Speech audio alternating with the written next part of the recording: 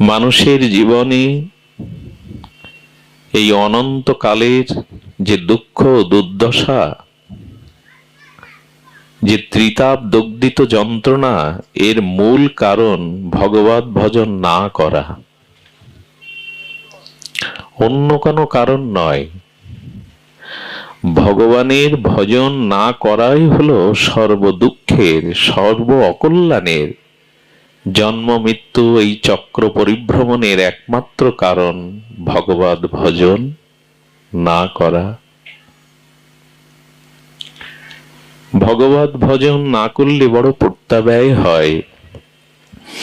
শ্রী ভগবান স্বয়ং বললেন, যাদের আমি বিবেক দিয়েছি, বিচার দিয়েছি, সর্ব অগ্রগণ্য দেবদুর্লভ মনুষ্য জন্ম দিয়েছি,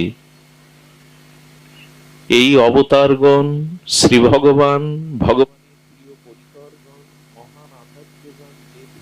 ভজন করেছেন, যার আকাশে বাতাসে ভজন মহিমা অনুভূতি মেশানো, সেই ভক্তি স্নাত বঙ্গভূমিতে, এই ভারত ভূমিতে জন্মে মনুষ্য দুর্লভ ভজনযোগ্য দেহ পেয়েও, যারা বিচার বিবেক পেয়েও, যারা শ্রীধাম বৃন্দাবন পেয়েও, নবদ্বীপের মতো ধাম পেয়েও, যারা লীলা ক্ষেত্র পুরুষোত্তম ধাম পেয়েও, যারা বিগ্রহ রূপে, তুলসী রূপে, গঙ্গা রূপে, যমুনা রূপে, বৈষ্ণব রূপে, সাধু রূপে এসব সম্মুখে প্রাপ্ত হয়েও যারা ভগবত ভজন করে না, গোবিন্দ একটু অভিমান করে বলছেন, এরা দুষ্কৃতকারী।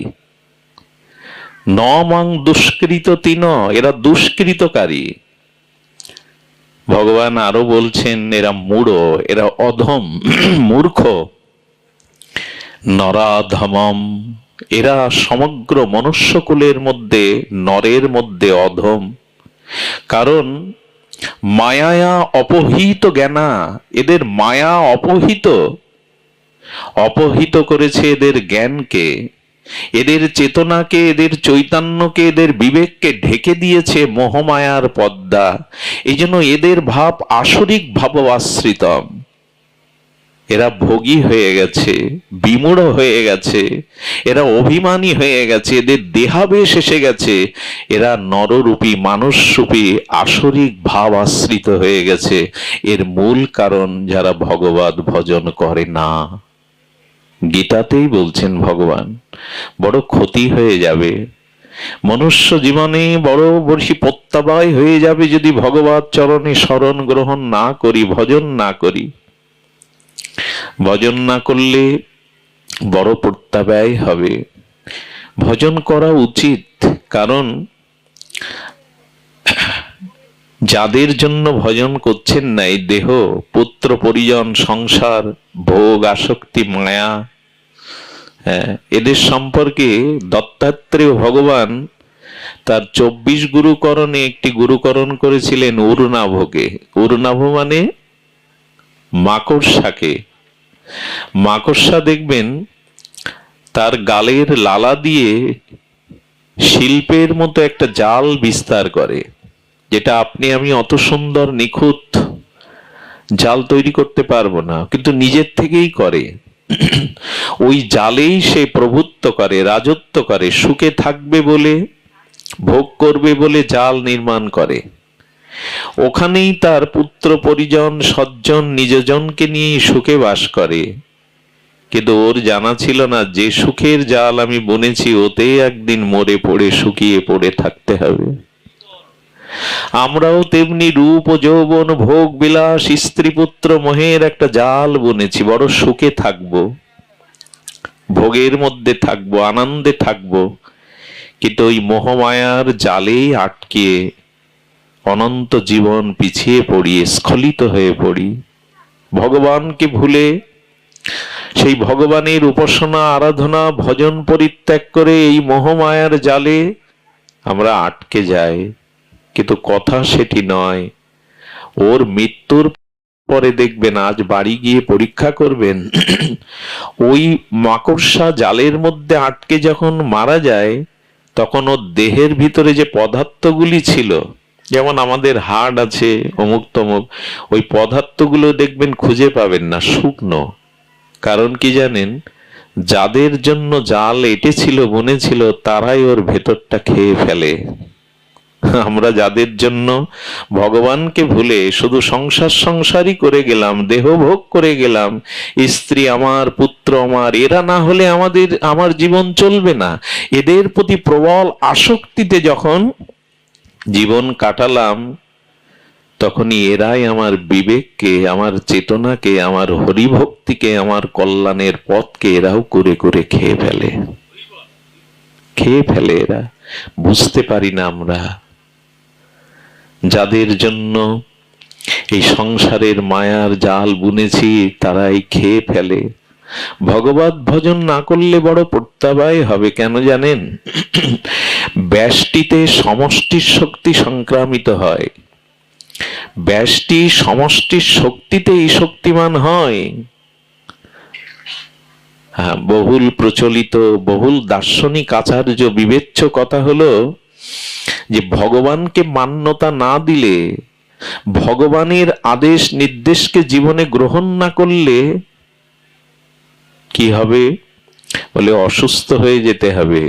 সুস্থতা আর পাবেন না। না, শারীরিক সুস্থতার কথা বলছি না, ভবরোগে আপনার মন, আপনার চিত্তবৃত্তি অসুস্থ হয়ে যাবে, সুস্থ পথে আর যেতে পারবেন না। হ্যাঁ, কেমন জানেন? আচ্ছা, আমার দেহটা অংশী, আর এই দেহ অংশীর হাতটা অংশ। তো অংশীর নির্দেশ অংশ প্রতিপালন করবে, এটাই অংশের ধর্ম। আমি ভাগবত প্রবচনে কোনো বিষয়কে ইঙ্গিত করতে গিয়ে, বোঝাতে গিয়ে, আমার অংশী দেহ হাতকে বলছে উত্তোলন করো, হাত উঠছে। আচ্ছা, আমি বলছি হাত তুমি ওপরে ওঠো, উত্তোলন করো, হাত উঠছে না, তার মানে হাত অসুস্থ। হাত অসুস্থ। যারা পক্ষাঘাতগ্রস্ত ব্যক্তি, যাদের হাত পা আর ক্রিয়া করে না, তারা হাত তুলতে চেষ্টা করলেও পারে কি? অংশীর কথা অংশ শুনছে না মানে কি? মানে অংশ অসুস্থ। আমরা ঈশ্বরেরই তো অংশ, তার কাছ থেকেই তো এসেছি। দেহটা রক্ত মাংসের রজবীর্য দিয়ে পিতামাতা দিয়েছে, কিন্তু আত্মা পিতামাতা দেয়নি। আর আত্মাই দেহকে ধরে রেখেছে, দেহ আত্মাকে ধরে রাখেনি। এই জন্য ঈশ্বর অংশী, আমি অংশ। তা যখন দেহ অংশীর অংশস্বরূপ হাত আমার কথা তো শুনছে না, উঠছে না, তার মানে হাত অসুস্থ। যারা ঈশ্বরের ভজন, ঈশ্বরের নির্দেশিত পথে না চলে, তারাই জগতে অসুস্থ। তারা মানসিক বিকারগ্রস্ত, তারা অসুস্থ। এই জীবনে শুদ্ধতা প্রয়োজন।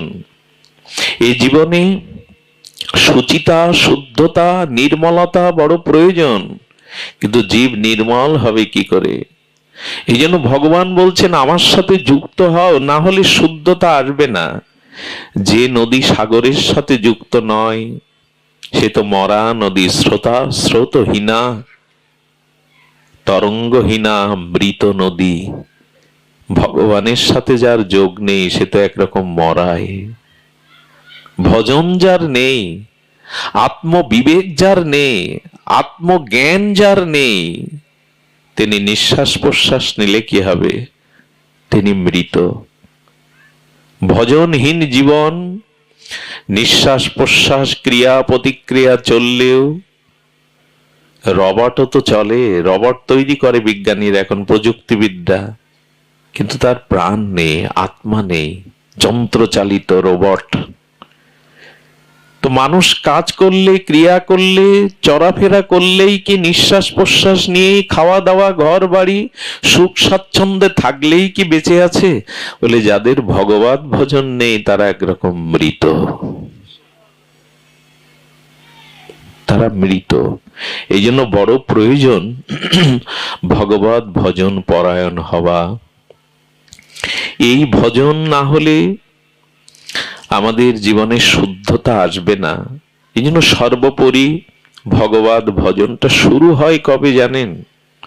আমাদের জীবনে ভগবত ভজন শুরু হওয়ার শুভক্ষণ, সেই মহামাহেন্দ্রক্ষণ আসে যখন আপনার আমার জীবনে শ্রী গুরু কৃপা শুরু হয়, শ্রী গুরু চরণ আশ্রয় হয়।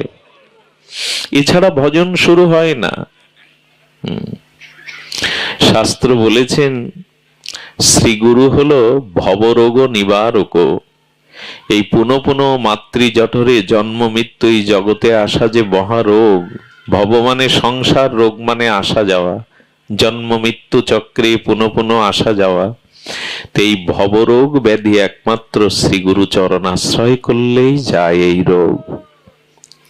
এখানে আপনাদের কেন সারা বাংলাদেশের মধ্যে অন্যতম একজন ডাক্তারবাবু আসেন, সশ্রদ্ধ ভগবত প্রেমী, উনি মাটিতে বসেই পুরো পাঠ শোনেন, নাম নাই নিলাম। ওনারা দেহের রোগ ভালো করতে পারে, কত সুনাম, কিন্তু না, আমাদের এই ভবরোগ কিন্তু কোন জগতের ডাক্তার মিটাতে, এই যে পুনঃ পুনঃ জন্ম মৃত্যু চক্রের যে রোগ, এই রোগ শ্রীগুরু বৈষ্ণব সাধু ছাড়া মিটাতে পারবে না। এই জন্য শ্রীগুরু হলো ভবরোগ নিবারক, ভবরোগ নিবারক। সেই গুরুচরণ আশ্রয় আমাদের একান্ত প্রয়োজন। সময় কিন্তু চলে যাচ্ছে, স্রোত কিন্তু দেখুন সময় এত দ্রুত বয়ে যাচ্ছে।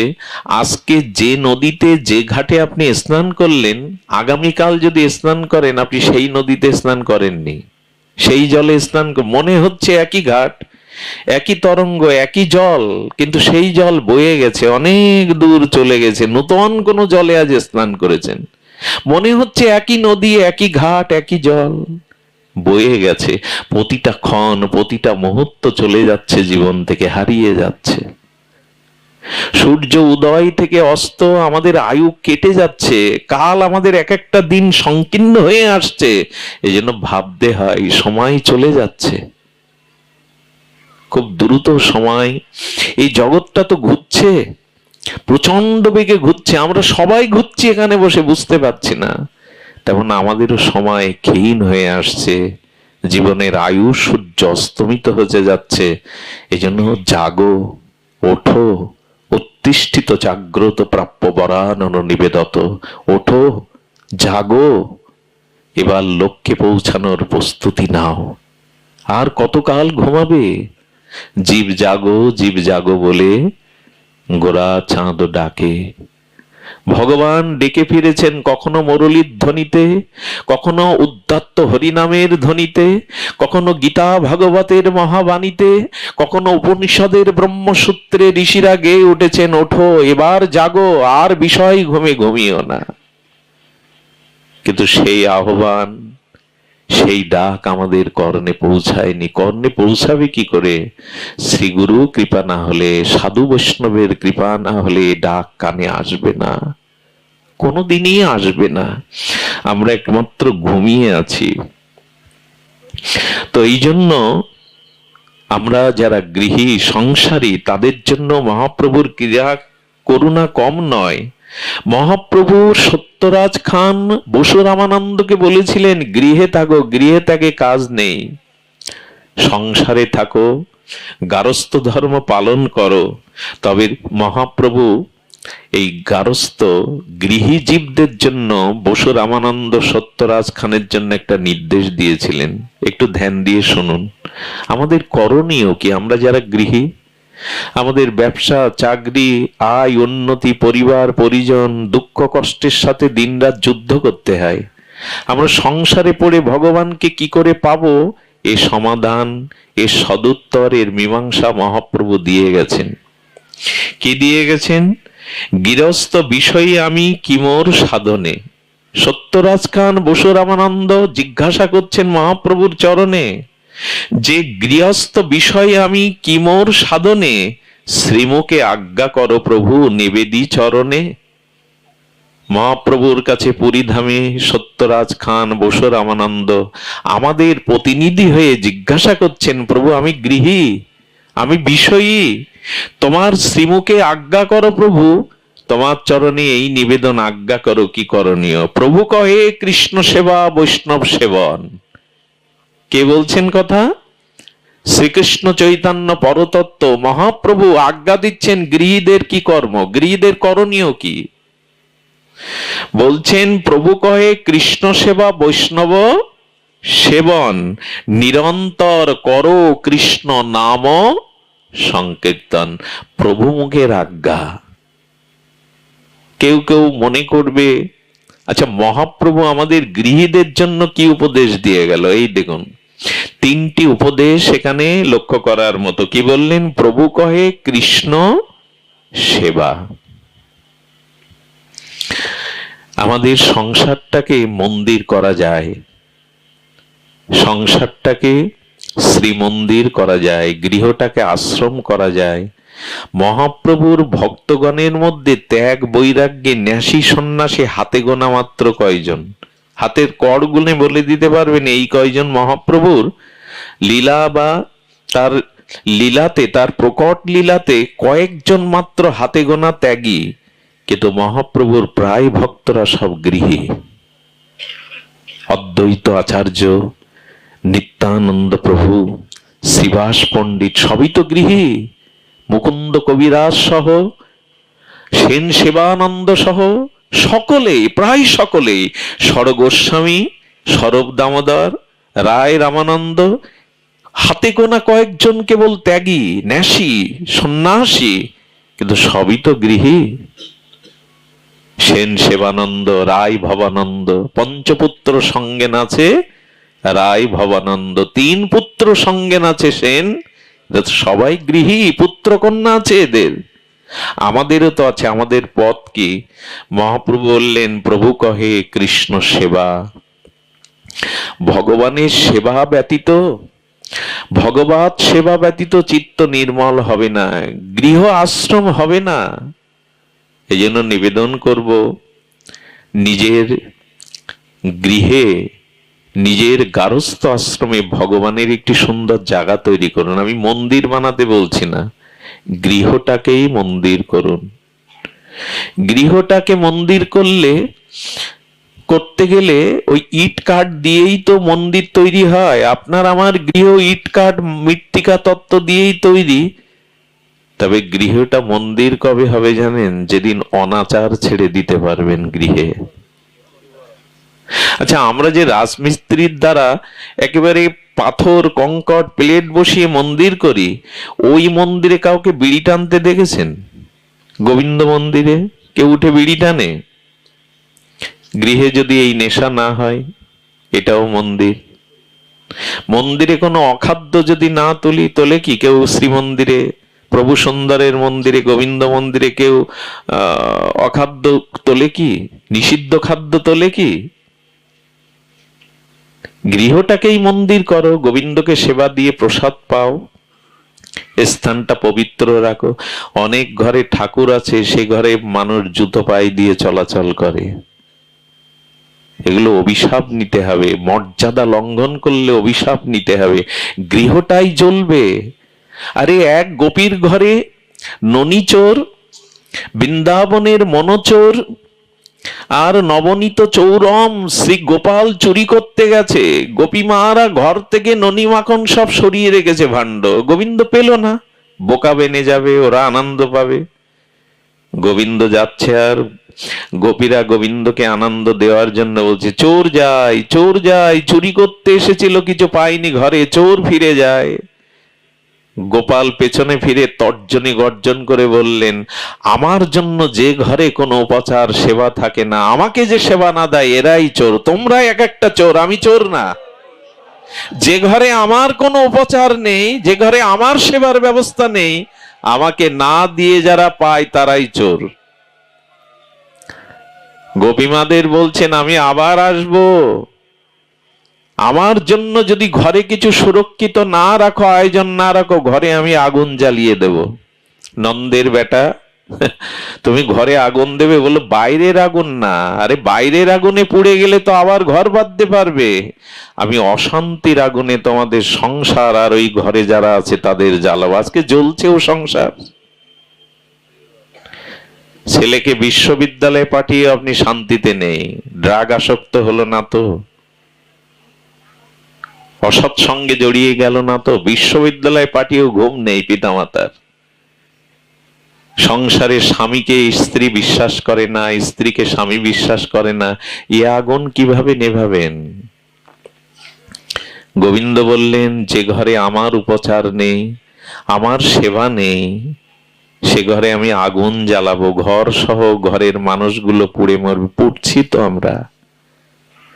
সংসারে অনাচার ত্যাগ করা উচিত, পারস্পরিক সম্প্রীতি, বিশ্বাস, শ্রদ্ধা থাকা উচিত। তবে এটা মুখে বললে, আসরে বললে হবে না। যে বাড়িতে সকাল সন্ধ্যা ভগবানের প্রার্থনা কীর্তন হয়, একে অপরকে প্রণাম করে, সে বাড়ি তো এই শান্তি বজায় থাকবে? কটা ঘরে হয় বলুন তো প্রভাতে, সন্ধ্যাবেলায় বউ ছেলে মেয়ে নিজজন পরিজনদের নিয়ে একটু ভগবানের নাম হবে, বড়দের ছোটরা প্রণাম করবে। শুধু মঞ্চেই যোগ্য হয় 72 প্রহার 56 প্রহার, ঘরে হরি নাম হয় না। এই জন্য মহাপ্রভু বলে, অনাচার ছাড়ো, গৃহটাকেই মন্দির করো। না করতে পারলে শান্তি আসবে না। আমি গত কয়েকদিন আগে মনে ঘটনাটি বলেছিলাম। প্রভাতে উঠে কাল থেকে শুরু করে দিন 4টে নিষেধাত্মক কাজ আর 4টি বিধি কাজ। যদিও একই কথা বারবার আসে, তবু যদি কারো কাজে লাগে নতুন করে, সকালে উঠে 4টে জিনিস কোনোদিন করবেন না, ওই গৃহে আগুন জ্বলবে অশান্তির। আপনি ডেকে আনবেন নরককে ঘরে। ভাগবতীয় কথা, মন গড়া কল্পিত কোনো সিদ্ধান্ত নয়। সকালে উঠে কেউ দর্পণ বা আয়না দেখবেন না উঠেই, এটা আপনার ঘরে অভাব চলে আসবেই। সকালে উঠে দর্পণের সামনে নিজের মুখ নিয়ে যাবেন না। যদি পারেন ঘুম ভাঙার সাথে সাথে ওই গৃহ মাঝে যুগলের কোনো মহাপ্রভুর কোনো ইষ্টদেবের কোনো ছবির দিকে, বিগ্রহের দিকে দৃষ্টিটা দিয়ে চোখ খুলবেন। দ্বিতীয়ত, বিছানায় নিদ্রাভঙ্গের পরে পৃথিবীর সব থেকে শ্রেষ্ঠতম সময় সূর্য ওঠার 1.5 ঘন্টা আগে, সূর্য ওঠার 1 ঘন্টা পরে, এই সময়টা আপনি যাবতীয় যা কাজ করবেন তা খুব সুখময় হবে। বলে ভোরের ঘুমটা যে খুব সুখময়, বলে ওই সময়টা সুখময় বলে ঘুমটা সুখময় হয়। ওই সময় যা করবেন তার একটা প্রতিফলন ক্রিয়া করবে। দ্বিতীয় কাজ হলো, ঘুম বা নিদ্রাভঙ্গের পরে বিছানায় কিছু খাবেন না। এখন আর এই কথা, আমরা কত উন্নত যুগে পৌঁছেছি। সকালবেলা উঠে চা বিছানায় বসে, এগুলো সব অমঙ্গলের, অনাচারের কারণ। চা খেতে পারেন, আপনি উঠুন, হাত পা প্রক্ষালন করুন, শুচি শুদ্ধতার পরে মুখে কিছু দিন, বিছানায় বসে দিবেন না। এই বিছানাতে আহার করাটা দরিদ্র এবং অভাবকে সংসারে ডেকে আনা। তৃতীয় কাজ, প্রভাতে যদি ঘুম ভেঙে যায় তখন শারীরিক কাম কামনা কোনোদিন পূর্ণ করবেন না, এতে অভিশাপ নিতে হবে। চতুর্থটা হলো, সকালবেলা বিছানা থেকে ঘুম ভঙ্গের পরে দয়া করে প্রথম কথা যার সাথে বলবেন, রুষ্ট দৃষ্টি দিয়ে বা ঝগড়া মনোভাব নিয়ে প্রথম কথাটা কারোর সাথে বলবেন না, একটু হেসে মধুময় করে কথাটা বলবেন। সকালবেলা উঠেই বিছানার কারণে, কোনো কারণে আপনি উত্তেজিত হয়ে বাদিয়ে দিলেন। 4টি জিনিস নিষেধ, এটা করবে। 4টি জিনিস বিধি আছে, এটা করলে আপনার সুমঙ্গল, সৌভাগ্য ঘরে দেখা দেবে। ঘুম ভাঙ্গার সাথে সাথে শাস্ত্রে বলেছে নিজের হাত দেখো। জ্যোতিষী হতে বলছেন? জ্যোতিষী হতে বলছেন না। এটা সুন্দর তত্ত্ব আছে। হাতের অগ্রভাগ দেখতে হবে, অঙ্গুলির অগ্রভাগ। এখানে অগ্রভাগ দেখে সংস্কৃতি দরকার নেই। হ্যাঁ, বলেছে কর অগ্রে বসতি লক্ষ্মী, এখানে লক্ষ্মী বসে আছে। আর কর মধ্যস্থিত সরস্বতী, এখানে আছে জ্ঞান। আর স্কন্দ, যেটা হাতের মূল গোড়া, এখানে শ্রী গোবিন্দকে দেখবেন। এভাবে কাল থেকে শুরু করুন, অনুভব করুন। এখানে শাস্ত্রে বলেছে লক্ষ্মী মানে কর্ম ঐশ্বর্য, সরস্বতী মানে জ্ঞান। আমার জ্ঞান কর্ম সারাদিন গোবিন্দ তোমাতে সমর্পণ করলাম।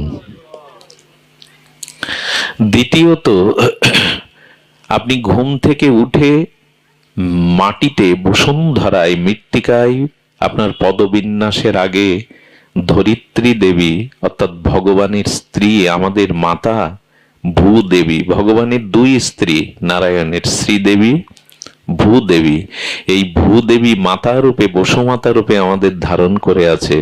তাই মায়ের বুকে পা দেওয়ার আগে বসুমাতাকে প্রণাম করে মাটিতে পা দিয়েন। আপনার প্রথম পদবিন্যাসটা বসুমাতাকে স্মরণ করে দিবেন।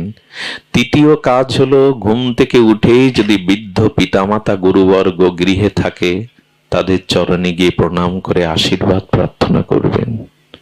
চতুর্থ হলো সকালবেলা পশু পাখি কোনো প্রাণী মানুষকে এক গ্লাস জল বা কোনো খাদ্য দিয়ে তবে মুখে খাদ্য নিবেন। করুন না, একটু করে দেখুন, জীবন বদলে যাবে। আমাদের ভারতীয় আর্য ঋষিরা বললেন এগুলো দিয়ে দিন শুরু হোক তোমার। এই নিষেধগুলো এবং এই বিধিগুলো মেনে দিন শুরু করুন। মহাপ্রভু এই জন্য বলছেন অনাচার ছেড়ে কৃষ্ণ সেবা করো। কি বলবো, দুঃখের কথা, 3 বেলা আমরা যা আহার্য গ্রহণ করি তৎস্বরূপ বা তৎসম ভগবানকে দিয়ে পেতে হয়, নাহলে প্রত্যাব্যয় হয়। কত দুঃখের বিষয়। ব্যাগ ভর্তি করে নিজেদের চর্বচেষ্য লেজ্জ পেয়ে বাজার করি, অথচ গোবিন্দের কোনো আয়োজন, কোনোদিন ফল থাকে না, কোনোদিন মিশ্রি থাকে না। ভগবানকে শুধু মুখে মানলে হবে? আচ্ছা, ভালোবাসার 2টো লক্ষণ, আপনি যে কাউকে ভালোবাসেন 2টো লক্ষণে বোঝা যাবে। এই 2টো লক্ষণই প্রমাণ করবে যে আপনি কাউকে ভালোবাসেন। ভালোবাসার 2টো লক্ষণ, এক হলো তার কথা সর্বদা মনে পড়বে, আপনার তার কথা মনে পড়বে। শিশু যেমন ঘুম ভাঙার পরে মাকে খুঁজে বেড়ায়, ওর মনে পড়ে যায় মায়ের কথা, স্নেহবৎসল স্নেহবতী মায়ের কথা, তেমনি ভালোবাসার লক্ষণ হলো ভালোবাসার মানুষের কথা মনে পড়ে সর্বদা। দ্বিতীয় লক্ষণ হলো যে যাকে ভালোবাসে তাকে হাতে করে সেবা করতে খুব স্বাদ হয়। দেখবেন যে যাকে ভালোবাসে তার মনে একটা অভিলাষ থাকে কবে হাতে করে তাকে একটু। তো ভগবানের সেবা আজকাল অনেকেই মন্দির করে, বাড়ি করে টাকা দিয়ে লোক রেখে দেয়, আমার তো সময় নেই। ভগবত সেবা কখনো অন্যদের দিয়ে যদি সময় নিতান্তই না পান করবেন, কিন্তু প্রতিদিন একবার করে যাবেন, একটা করে তুলসী একটু প্রণাম 2 মিনিট করে আসবেন, তবু যেতে হবে। উদ্ধব সুধামা যেদিন দ্বারকায় গেল, দ্বারকাধীশ গোবিন্দ সুধামার চরণ জল করে দিয়েছিলেন নিজে। ভিখারি, হ্যাঁ ভিখারির মতোই তো, কাপড় ছেঁড়া, জোড়াতালি দেওয়া ধুতিটা, পায়ে পাদুকা নেই। সুদামার চরণ জল গোবিন্দ নিজে করে মাথায় চরণ জল নিয়েছিলেন, পান করেছিলেন। তোমার সখা, তোমার বন্ধুর চরণ জল করছো কেন? বলে না, গৃহে যে এসেছে সুদামা পরম ভক্ত, শুধু বন্ধু নয়, আমি ভক্তের চরণ জল করছি। এই জন্য শাস্ত্রে কি বলেছে যে মহাপ্রভু বলছেন প্রভু কহে কৃষ্ণ সেবা। অবশ্যই আপনাকে একটু, যত ব্যস্ত থাকেন, চাকরি বাকরি বাণিজ্য যাই করেন, সকালে স্নান করে একটা ফুল তো গোবিন্দ চরণে দিয়ে প্রণাম করতে পারেন। এইটুকু তো তার সামনে যেতে পারেন। সব ভুলে গেছে। আমি সকল কাজের পাই হে সময়, তোমারে ডাকিতে পাইনি। আমি চাহি দ্বারা সুত সুখ সম্মিলন, তব সঙ্গ সুখ চাইনি। আমি কার তরে দেই আপনা বিলায়ে, ও পদ তলে তো বিকাইনে। আমি কত কি যে খাই ভস্য আর ছাই, তব প্রেমামৃত খাইনে। আমি কত গান গাই মনের হরষে, তোমার মহিমা গাইনে। আমি বাহিরের 2টো আখি মেলে চাই, জ্ঞান আখি মেলে চাইনে। আমি কার তরে দেই আপনা বিলায়ে, ও পদ তলে তো বিকাইনে। আমি কতই যে করি পর্যটন, তোমার চরণ চাই না। কবির অনুভব হলো আমি সকল কাজের সময় পাই, শুধু তোমাকে ডাকতে সময় পাই না। এই যেন আমাদের জীবনে না হয়। এই যেন আমাদের জীবনে একটু সময় ব্যয় করুন ভগবানের জন্য। হ্যাঁ, তার কাছে যান, কৃষ্ণ সেবা। পরেরটা কি বললেন? বৈষ্ণব সেবন। দেখুন, কৃষ্ণ সেবা সহজ না, এটা অনেক সদাচারের ব্যাপার, সময়ের ব্যাপার। প্রভুকে বলল, প্রভু যদি কৃষ্ণ সেবা যথাযথ না করতে পারি তাহলে একটু ফুল জল দিয়ে প্রণাম করো, এই ধূপদীপ জ্বালে একটু প্রণাম করো, কিন্তু তোমাকে অবশ্যই বৈষ্ণব সেবা করতেই হবে যদি গৃহী হও। গৃহীর প্রধান কাজ কৃষ্ণ সেবার থেকে বড় বৈষ্ণব সেবা। এটা এখন হারিয়ে গেছে। যে গৃহে সাধুর চরণ ধুলি পড়ে না, যে গৃহে বৈষ্ণবের পদার্পণ হয় না, তাকে গৃহ তার শ্মশান ভূমি। খুব মনে পড়ে বৈষ্ণবকে কিভাবে সমাদর করতে হয়। কৃষ্ণ যেদিন সুদামাকে বিদায় দিচ্ছে না, বড় মার্মিক কথা, একটু হৃদয় দিয়ে শুনুন। কৃষ্ণ যখন সুদামাকে বিদায় দিচ্ছে, তখন সুদামা নগ্ন পায়ে এসেছিল, খালি পায়ে যাচ্ছে। হঠাৎ ভাগবতোত্তম জ্ঞানবরিষ্ঠ উদ্ধব এসে বলছেন, বাসুদেব ভগবান, তোমার সখা সুদামা তোমার দুয়ারে এলো, এক জোড়া পাদুকা দিতে পারোনি ওকে, বন্ধুকে? এই কত দীর্ঘ পথ, এই নগ্ন পায়ে কত কণ্টকা কিরীণ হবে, কত কাকর ফুটবে, তপ্ত বালিতে পা দেবে, তুমি একটা পাদুকা দিতে পারলে না? আচ্ছা বাসুদেব, তুমি তো অনেকগুলো রথ, তুমি দ্বারকাধীশ, তুমি তো একটা রথে করে তোমার সুদামা বন্ধুকে পাঠাতে পারতে, সে হেঁটে যাচ্ছে কেন? প্রশ্নটা তো যথার্থই যথার্থ আছে, প্রশ্নটার মধ্যে যুক্তি আছে। কৃষ্ণ উদ্ধবের সামনে চোখে জল এনে যে কথা বলেছিলেন, তা বৈষ্ণব সেবার, মহৎ সেবার, ভক্ত সেবার বড় দৃষ্টান্ত। উদ্ধব, আমি সারা রাত ভেবেছিলাম আমার সখাকে আমি রথে চড়িয়ে পায়ে দুটো পাদুকা পরিয়ে পাঠাবো, কিন্তু সিদ্ধান্ত আমি বদল করেছি। কেন জানো উদ্ধব? আমি দ্বারকাধীশ, আমি দ্বারকায় থাকি, কিন্তু এই দ্বারকার মাটি পবিত্র হবে না যদি সুদামার মতো ভক্তের পায়ের ধুলো দ্বারকায় না পড়ে। আমি পাদুকা দেয়নি এই জন্য যে আমার দ্বারকার মাটিও পবিত্র হবে, সুদামার মতো ভক্তের চরণ ধুলি যদি এই মাটিতে পড়ে। আহা, স্বয়ং অখণ্ড পরতত্ত্ব গোবিন্দ বলছেন, সুদামার পায়ের ধুলি পড়লে আমার দ্বারকা ধন্য হবে। আচ্ছা, তুমি একটা রথে করে তো পাঠাতে পারতে তোমার সখাকে, কেন রথে পাঠালে না? কি বলছে শুনুন। কৃষ্ণ বলছে, সুদামাকে আমি রথে চড়িয়ে পাঠাতে পারতাম, কিন্তু উদ্ধব দেখো, এই নয়নের সার্থকতা কিসে জানো? আহা, গোবিন্দ বলছেন, আমরা যে নয়ন পেয়েছি, চোখ পেয়েছি, আঁখি পেয়েছি, এর সার্থকতা কি জানো?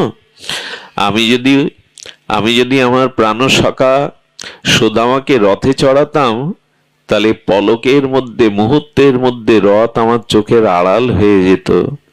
আমি রথে দেইনি কেন জানো? এ চোখের সার্থকতা যতক্ষণ ভক্ত দর্শন করা যায়, ভক্তের দিকে দৃষ্টি যায়, তাই আমি রথে চড়াইনি। যতদূর সুদামা হেঁটে যায়, আমার নয়ন সার্থক হবে যদি নয়ন মেলে তাকে দেখি।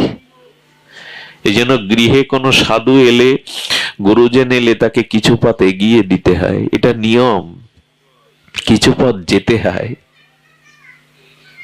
এই জন্য কৃষ্ণ সেবা একটু কম হোক তাতে ক্ষতি নেই, কিন্তু বৈষ্ণব সমাদর, বৈষ্ণব সেবা, গুরু সেবা যেন হয়, নাহলে সে গৃহ নয়। অতিথি নারায়ণ কথাটা আমরা বলি, কিন্তু আজ আর সেই কথাটা আমাদের কাছে সত্য খুব নাই। তবে এই বৃহত্তর ফরিদপুর অঞ্চলটা, এই মাটিটার কিছু গুণ আছে। এই মাটিটা এমন করে গড়া, আলো বাতাস, এখানে অতিথি পরায়ণ। আপনারা বারবার আমি বলি, সারা বাংলাদেশেই বলি, বৃহত্তর ফরিদপুর, সিলেট, এই অঞ্চলগুলো, এরা যেভাবে অতিথি সেবা, বৈষ্ণব পরায়ণ, এটা খুব কম জায়গায় পাওয়া যায়। আপনাদের মাটিতে এসে কথা বলছি না, এটা প্রসিদ্ধ কথা। আমরা পারিনি আপনাদের মতো অত বিস্তার বড় হৃদয় নিতে। এই জন্য মহাপ্রভু বললেন, কৃষ্ণ সেবার থেকে বৈষ্ণব সেবা বড়। যদি কেউ কৃষ্ণ সেবা না করতে পারো, তাহলে বৈষ্ণব সেবা একাধারে আমার এবং ভক্তের সেবা একই সাথে। ব্রহ্মাজি প্রশ্ন করছেন গোবিন্দের কাছে, প্রভু, ভক্তরা এই যে উপাচার তোমার সম্মুখে দেয়, তুমি জিহ্বায় আস্বাদন করো। আমরা তো ভোগ লাগাই, সেই ভোগ উপাচার গোবিন্দ কি জিহ্বায় রসাস্বাদন করে? ব্রহ্মাকে গোবিন্দ বললেন, আমার সম্মুখে যে উপচার ভক্তগণ রাখে, আমি দৃষ্টি দিয়ে তা গ্রহণ করে প্রসাদ করে দিই। বলে, তাহলে দেওয়ার সার্থকতা কোথায়? হে গোবিন্দ, ভক্ত তোমার জন্য কত সুচারু রূপে প্রাণ ঢালা অনুরাগ নিয়ে উপচার করলো, তুমি তা জিহ্বায় রসাস্বাদন করো না? গোবিন্দ বললেন, করি না তা নয়, করি। কখন জানো? যখন কেউ আমার ভক্তকে সেবা দেয়, আমার সাধু গুরু বৈষ্ণব ভক্তের জিহ্বায় বসে আমি রসাস্বাদন করি। এই জন্য কৃষ্ণ সেবার থেকে বৈষ্ণব সেবা বড়, এটাই শাস্ত্র নির্ণয় করেছে। গোবিন্দ বলছে, যে আমাকে সম্মান করে, আমাকে সেবা করে, সে আমার ভক্ত না। যে আমার ভক্তের সেবা করে, ভক্তকে সম্মান করে, সেই আমার ভক্ত।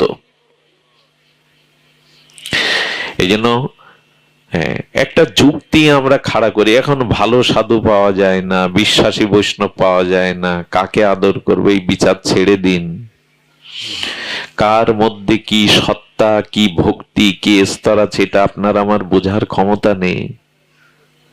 একটা কথা মনে পড়লো, জানেন, সাধুগুরুর কৃপা ছাড়া কারোর কিছু হয় না। খুব বড় দৃষ্টান্ত, আগেও শুনেছেন, বারবার শতবার শুনলেও নব নবায়ন মান ভক্তি শিখতে হবে হৃদয়। বৃন্দাবনে এক সাধু ঘুরে বেড়াতো, কিন্তু তাকে কেউ সাধু বলতো না। বৃন্দাবনে একজন পরিভ্রমণ করতেন, তাকে কেউ সাধু বলতো না, সন্ন্যাসী বলতো না, অথচ তিনি খুব গভীর একজন সন্ত, সন্ত শিরোমণি ত্যাগী। তাকে কি বলতো জানেন? যশ সাহেব। কি বলতো? যশ সাহেব। একজন নবীন ভক্ত এক বাবাজি মহারাজের কাছে, প্রাজ্ঞের কাছে, প্রাচীনের কাছে, প্রাচীন মূর্তির কাছে প্রশ্ন করছে, ওনার সাধু, সর্বত্যাগী উনি, ওনাকে সাধু না বলে, বাবাজি না বলে সবাই যশ সাহেব বলে কেন? বলে, উনি বিহারের পাটনায় এক সময় জেলা জজ ছিলেন। তো জেলা জজ এরকম কাঙাল ছেঁড়া কাপড় পরে গাছতলায় বৃন্দাবনে ঘুরছে কাঙাল হয়ে কেন? উনি বললেন, তবে শোনো, আপনারাও শুনুন সেই ইতিহাস, সত্য ঘটনা। উনি পাটনার যখন জজ কোর্টে, তখন একটা কেস ওই জজ কোর্টে ওঠে ওনার তত্ত্বাবধানে, উনি বিচারক। সেই কেসটা কি জানেন? এক পল্লী গ্রামে ছোটবেলা থেকে একজন খুব সহজ সরল ব্যক্তি ছিল, লেখাপড়া না জানা। কেউ তাকে বলতো, কোথায় যাচ্ছ, কি বলবে, কি করবে, হাত তুলে সরল বিশ্বাসে বলতো, আমার রঘুপতি জানে, আমার রাম জানে, সব কথাতেই আমার রাম জানে। কিছু কিছু মানুষ আছে এমন সরল, লেখাপড়া জানে না, একেবারে গ্রামের সহজ সরল, কি বলবে তো আমার রাম যা বলাবে, কি খাবে আমার রাম যা খাওয়াবে। এই সরল ব্যক্তিটির বিবাহযোগ্যা মেয়ের বিয়ে দিতে পারছে না, টাকার অভাব। তার দুটো পুত্র তাকে বলল, বাবা, মহাজনের কাছ থেকে সুদে আনো কিছু টাকা, আমরা 3 বাপ বেটা খেটে খুটে টাকা পরিশোধ করে দেবো, কিন্তু বোনের বিয়ে তো দিতে হবে। তৎকালীন 10,000 টাকা আনলো সুদে।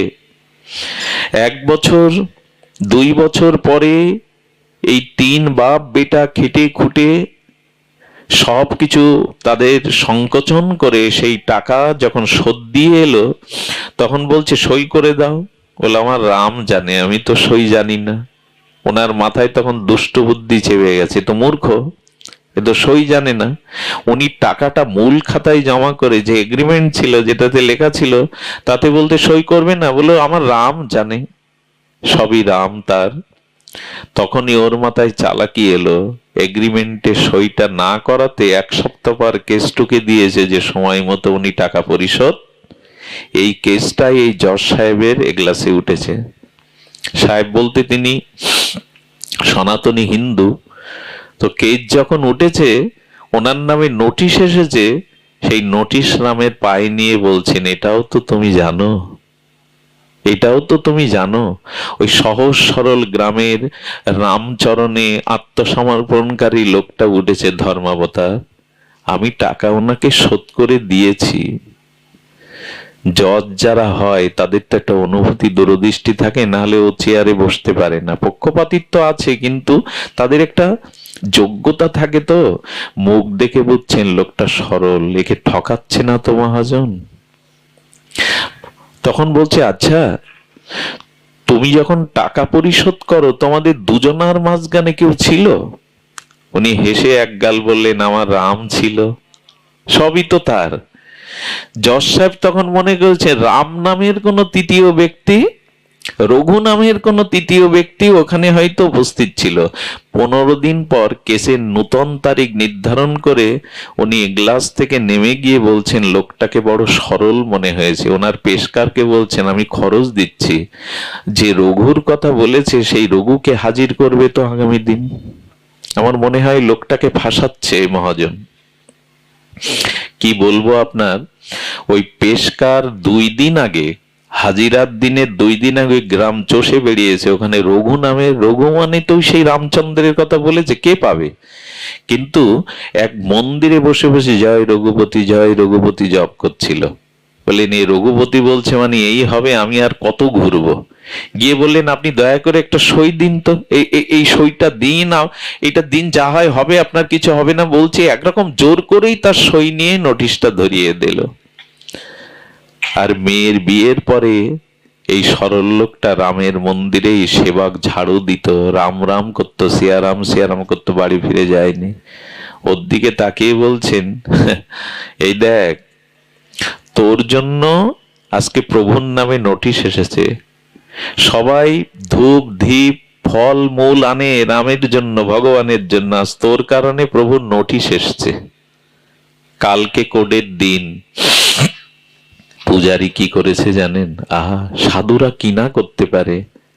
সারা রাত রান্না বান্না করে ভোরবেলা রঘুপতি রামকে ভোগ লাগিয়ে নূতন জামা পরিয়ে সাজে দিয়ে বলছে, হে রঘুপতি, সারা জীবন তোমার চরণে কিছু নিবেদন করিনি, কিন্তু এই অবলা সরলা লোকটা ফেসে যাচ্ছে। প্রভু, আজ তোমার নামে নোটিশ এসেছে। তুমি তো ভক্ত, ভক্তের বহন করো, ভক্ত রক্ষক তুমি। তুমি একটা উপায় করো, এই তোমায় সাজিয়ে দিচ্ছি, তুমি আজ কোর্টে যাবে ওকে বাঁচাতে। পূজারি নিবেদন করে দিয়েছে। কি বলবো, ও তো সরল, উঠেছে কোর্টে। তখন ঘোষণা হচ্ছে, রঘুপতি হাজির হো। যে ডাকে না একজন সাক্ষীকে, সঙ্গে সঙ্গে তেজময় দীপ্ত এক বৃদ্ধ সমস্ত কোডের এক্লাস আলো করে ঢুকে বললেন, ধর্মাবতার, আমি রঘু, আমি সাক্ষী। কাঠ গড়াই উঠেছেন। জজ দেখছেন, কোন মানুষের এমন জ্যোতি হতে পারে, কণ্ঠ এত মধুর হতে পারে। সারা কোট এগ্লাসটা দিব্য গন্ধে ভরে গেছে। হাত জোর করে বললেন, আমি সাক্ষী, আমি ছিলাম। বললেন, মহাজনের মূল খাতাটা গদি থেকে আনান, ওখানে মূল খাতায় জমা করা আছে। ওকে ফাঁকি দেবে বলে এগ্রিমেন্টে সই করেনি, মূল খাতাটা আনান।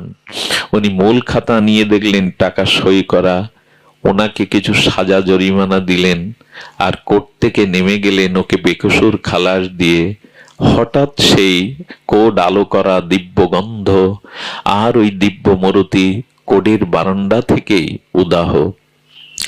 জজ সাহেব তখন ওকে ডেকেছে, পেশকারকে দিয়ে, ওকে ডাকো তো। ওকে ডেকে বলছে, আচ্ছা, যে রঘু সাক্ষী দিয়ে গেল, ইনি ছিলেন তোমার কাছে, ইনি তোমার সেই সাক্ষী? বললেন, না ধর্মাবতার, আমার রঘু তো আমার রামচন্দ্র, হয়তো তিনিই পাঠিয়েছেন। তিনিই পাঠিয়েছেন, আমার রামই হয়তো পাঠিয়েছেন। রাত্রে স্বপ্নেতে রঘুপতি রামচন্দ্র যশকে বললেন, আমার ভক্তের জন্য আমি তোমার কাঠগড়ায় উঠেছিলাম গো। আমার ভক্ত কি চিরকাল আমিই তো রক্ষা করি, আমার ভক্তের তো সমর্পণ আমার উপরে। যেই স্বপ্নেতে রঘুপতি রাজীব লোচন রামচন্দ্রের মর্যাদা পুরুষোত্তমের রূপ দেখেছেন, উনি উঠেই চিৎকার করে কাঁদতে শুরু করলেন। সারা রাত কেঁদে কি বললেন জানেন, আমি অপরাধী, আমি তোমাকে কাঠগড়ায় হাত জোর করে তুলেছি ভগবান, সমস্ত জীবের বিচারক তুমি, আজ তোমাকেই আমি কাঠগড়ায় দাঁড় করিয়েছি। আমি যাকে ডাকলে, যাকে স্মরণ করলে প্রভু সাক্ষী হয়ে কাঠগড়ায় উঠতে পারেন, আমি আজ থেকে জীবনে তারই ভজন করব। সেই দিন থেকে কোর্ট থেকে ইস্তফা দিয়ে বৃন্দাবনে গিয়ে কাঙালের মতো ভজন করছেন উনি। কার কৃপায় হয় এটা? ওই ভক্ত কৃপায়। বৈষ্ণব সঙ্গ, সাধু কৃপা ছাড়া এই জগতে কিছু পাওয়া যাবে না। ভক্তি ভজন এগুলো ভক্তরাই দান করে। এই জন্য মহাপ্রভু বলে দিলেন, কৃষ্ণ সেবার বৈষ্ণব সেবন। বৈষ্ণব সেবা করবে, তা না হলে ছাড়িয়া বৈষ্ণব সেবা নিস্তার পেয়েছে কেবা।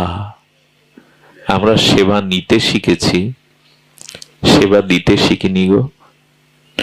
এই জন্য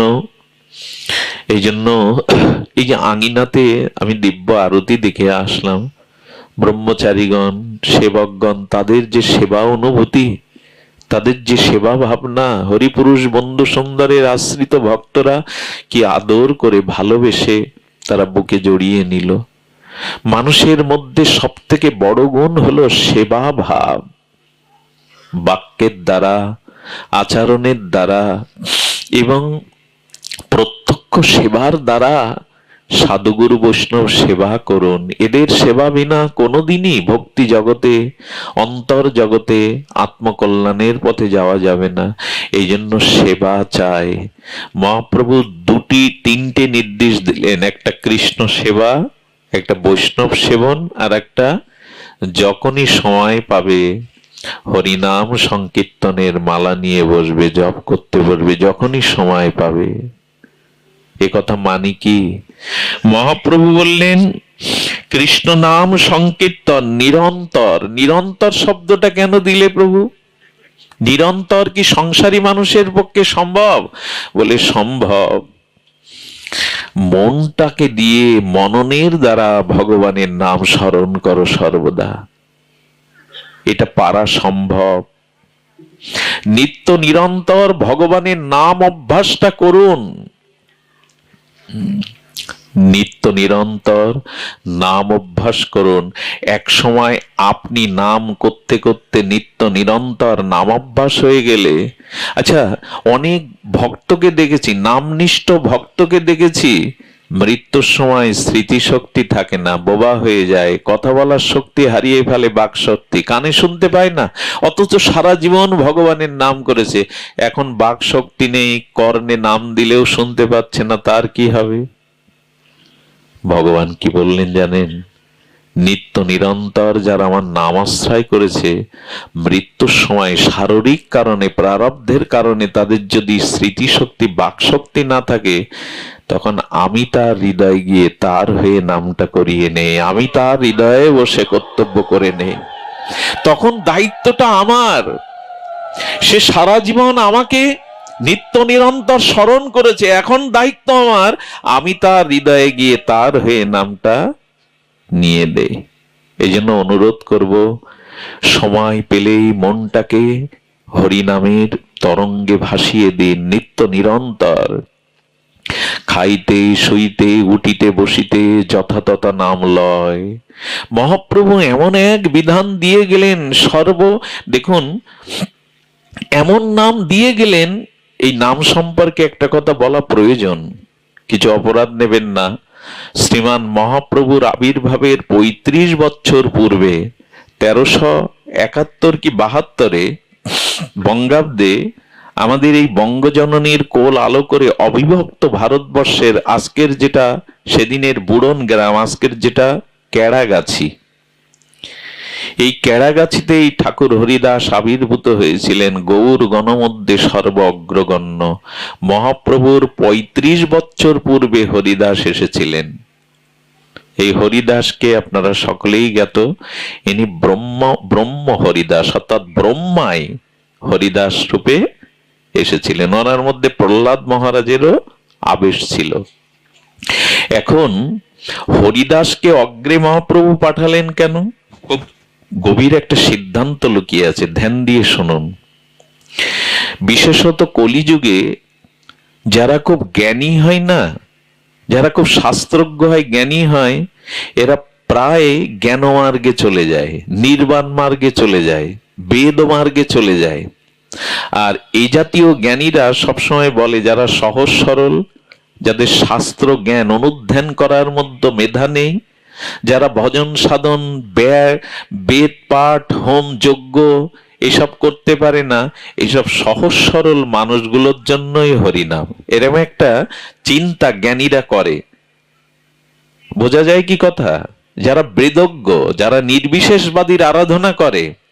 আর এই যুগে মহাপ্রভুর প্রকট কালাকালীন প্রকাশানন্দ সরস্বতীর মতো, যার মধ্যে ব্রহ্মজ্ঞান প্রকাশ হয়, ৫,০০০ শিষ্য যার সামনে থাকে, কাশীর জীবন্ত জ্ঞানমূর্তি প্রকাশানন্দ সরস্বতীপাদ, তিনি পর্যন্ত মহাপ্রভুকে বললেন, এখানে ভাবকেলি চলবে না, এখানে এই নাচো গাও, হ্যাঁ মাটিতে গড়াগড়ি দাও হরিনাম, এই ভাবকেলি বলছেন, এগুলো ভাবকেলি চলবে না।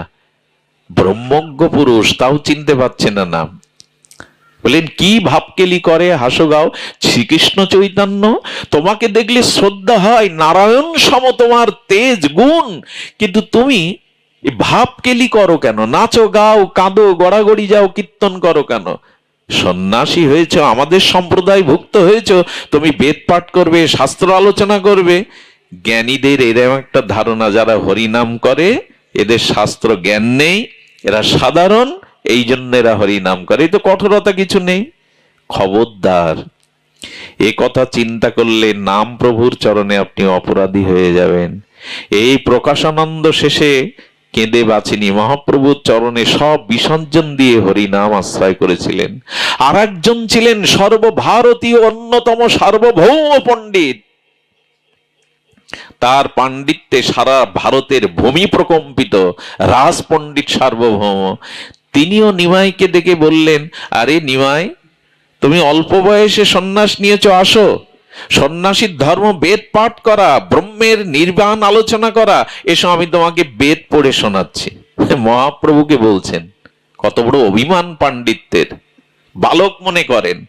মহাপ্রভুকে 7 দিন বেদ পাঠ করে শোনালেন। মহাপ্রভু হ্যাঁ হো কিছু বলে না। আচ্ছা, কাউকে আপনি কিছু শোনাচ্ছেন তো যদি হ্যাঁ না বলছেন, শ্রীকৃষ্ণ চৈতন্য, আমি যে বেদ পাঠ করছি তো তুমি বুঝতে পারছ, আর বুঝতে না পারলে কোনো জিজ্ঞাসা তো করছো না। বলেন, আপনি হয়তো পাঠ করছেন, কিন্তু আপনার অর্থটা আমার কাছে আস্বাদিত মনে হচ্ছে। এত বড় সাহস তোমার, আমার বেদ পাঠে ভুল ধরছ, তোমার কাছে আচ্ছাদিত মনে হচ্ছে। মহাপ্রভু সেই দিন একটা শ্লোকের 60 রকম সিদ্ধি হইবে সবার, সর্বক্ষণ বলইতে বিধি নাহি আর, সর্বসাধন শিরোমণি হরিনাম। এই জন্য সনাতন ধর্মের কেউ জন্মালে, এখন তো উলোধ্বনি আর হরিনাম কানে দেয়া হয় না, কিন্তু উচিত হলো জীবনের প্রথম শব্দ যেন হরিনাম হয়ে কানে যায়, আর জীবনের অন্তিম শেষ শব্দও যেন হরিনাম হয়ে কানে যায়। আমাদের জন্ম থেকে মৃত্যু পর্যন্ত এই হরিনামই সার। এই জন্য হরিদাস ঠাকুরকে ব্রহ্মাকে পাঠিয়ে মহাপ্রভু জগৎকে শেখালেন, জানালেন, ব্রহ্মা যদি হরিনাম পরায়ণ হয়, বেদ ব্যক্ত হয়, তুমি কেন পিছিয়ে আছো? এই জন্য মা পড়লেন, সময় পেলেই নামের মালা নিয়ে বসবেন। লুডু নিয়ে বসে কি হবে আমি জানি না, তবে মালা নিয়ে বসলে কাজ হবে।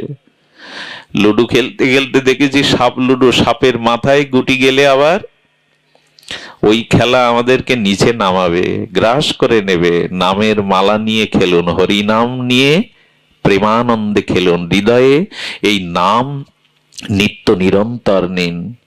হরিদাস ঠাকুর 22 বাজারে বেত্রাঘাত খেতে খেতে রক্তাক্ত শরীর, সমস্ত রাঙা হয়ে যাচ্ছে মাটি, কিন্তু হরিদাস ঠাকুর পরম আনন্দে হাসছেন আর নাম নিচ্ছেন। 22 বাজারে যাকে বেত্রাঘাত করায় সে হেসে হেসে নাম নিতে পারে? আমার কি মনে হয় জানেন, ঘরের মধ্যে চেয়ারে বসে চাদর গায়ে দিয়ে মালা নিলে মনে হয় 22 বাজারে বেত্রাঘাত আমার পিঠে পড়ছে। অথচ হরিদাস ঠাকুর ওই ব্যথার মধ্যেও নাম নিয়ে যাচ্ছেন, জগৎকে দেখাচ্ছেন আর যাই করো এই নাম ক্লান্তি হরা, এই নাম সর্ব আনন্দদায়িনী। হ্যাঁ, নাম চিন্তামণি, নাম পূর্ণ, নাম অভিন্ন আত্মানুমিন। নাম চিন্তামণি স্বরূপ এই নামটাকে রেখে দাও, নামকে নিত্য নিরন্তর গ্রহণ করেছেন। মহাপ্রভু তাহলে গিরিদের জন্য কি উপদেশ দিলেন?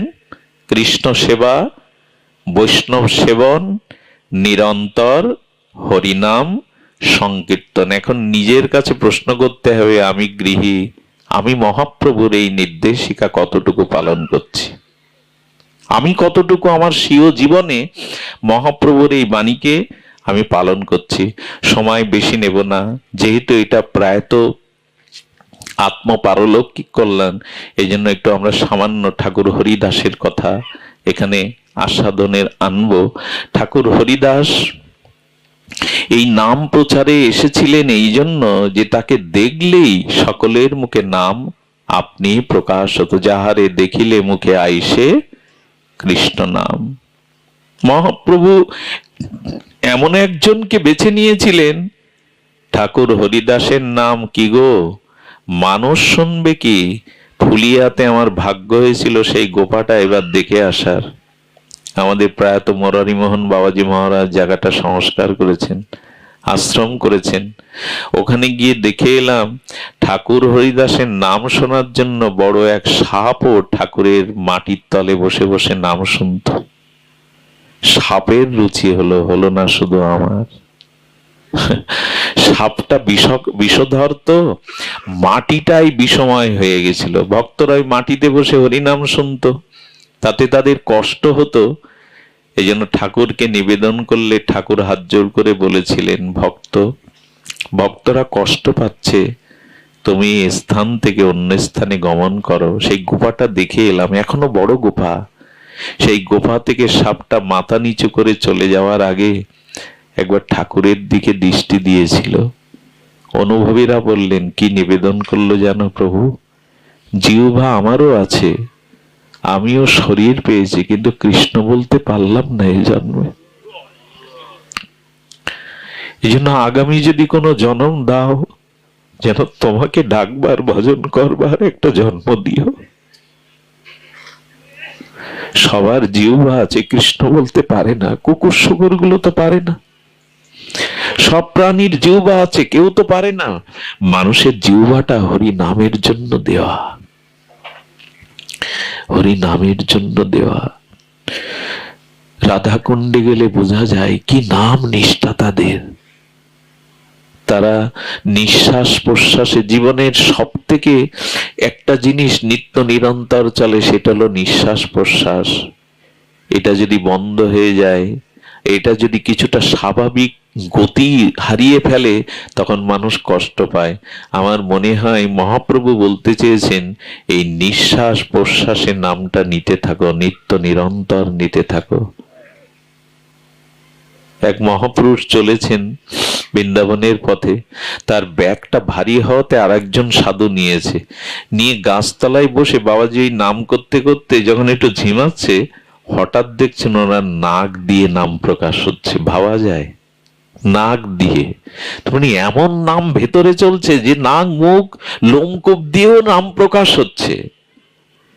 উনি দূর থেকে প্রণাম করে বললেন, ধন্য বাবা, ধন্য, তোমাদের ঘুমের মধ্যেও নাসিকা দিয়ে নাম প্রকাশ হয়। সমস্ত একবার বৃন্দাবনে হাল চাষ করতে গিয়ে একটা বুকের পাঁজর পাওয়া গিয়েছিল, কিন্তু অদ্ভুতভাবে সমস্ত পাঁজরে হরে কৃষ্ণ নাম লেখা। বাবাজি মহারাজদের কাছে গেলে বললেন, এত নাম করেছে, এত নাম করেছে যে ওনার হৃদয়ে হাড়ের মধ্যে নাম অঙ্কিত হয়ে গেছে, দিব্য নাম। সনাতন গোস্বামী এক বৃক্ষতলে বসে কিছুদিন নাম করেছিলেন। ওনার অপ্রকাটের পরে বৃক্ষটাও শুকিয়ে যায়। সেই শুকনো বৃক্ষের ছাল উঠে গেলে দেখা গেল বৃক্ষের মধ্যেও হরিনাম অঙ্কিত হয়ে আছে। ওনার স্পর্শে, ওনার দিব্য হরিনামে হ্যাঁ আমাদের রক্ষা কবচ। এটা হরিনাম হলো আমাদের রক্ষা কবচ। এই জন্যই যুগ ধর্ম নাম সংকীর্তন ঠাকুর হরিদাস জগৎকে জানালেন, নামই আমাদের যুগ ধর্ম। হরিদাস ঠাকুরের একটু কথা বলি। শাস্ত্রে প্রণাম করেছেন, নমামি হরিদাসং তং চৈতন্য তঞ্চ তৎপ্রভুম। আমরা ঠাকুর হরিদাসকে প্রণাম করি তৎ মহাপ্রভু শ্রীকৃষ্ণ চৈতন্যকে। সংস্থিত অপি যৎ মন্ত্রী সাংকে য নপ্ত য। মহাপ্রভু যার নিথর দেহটাকে কোলে করে প্রেমাবিষ্ট হয়ে মহাপ্রভু নৃত্য করেছিলেন। হরিদাস ঠাকুর নামে প্রভুর মন এতটা জয় করেছিলেন, প্রভু এতটা প্রিয় হয়ে উঠেছিল। কোন মৃত মানুষকে দেখতে গেলে আমরা স্নান করি, মরা দেখে এসেছি, অশুদ্ধ হয়ে গেছে, তাই স্নান করে ঘরে ঢুকি। মৃত ব্যক্তির কাছে দুর্গন্ধ ছড়ালে কেউ যেতে চায় না, দূর থেকে নাকে কাপড় দিয়ে অনেক পরিচিত জন দেখে। আর মহাপ্রভু হরিদাসের দেহটা কোলে তুলে নিয়েছেন। শুধু কোলে তুলেননি, হরিদাসের তনু প্রভু কোলেতে উঠাইয়া অঙ্গনে নাচেন প্রভু প্রেমাবিষ্ট হইয়া। প্রভু প্রেমে নৃত্য করছেন। আর কি করছেন জানেন?